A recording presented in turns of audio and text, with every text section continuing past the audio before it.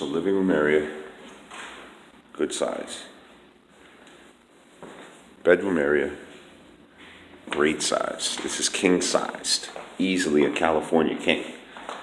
ACs are through the wall, hardwood floors, great closet space with overhead storage, crown moldings up top.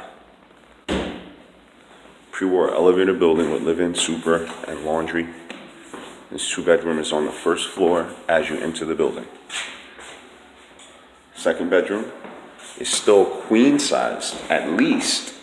And I think you really could get a king in here as well. Absolutely. This closet is very deep. It's a walk-in, like a literal walk-in. I am in it.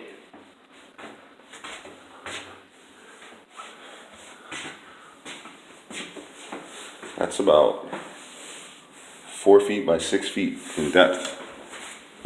Wow, that's a great closet. Kitchen is eat-in. You can put a small table over here.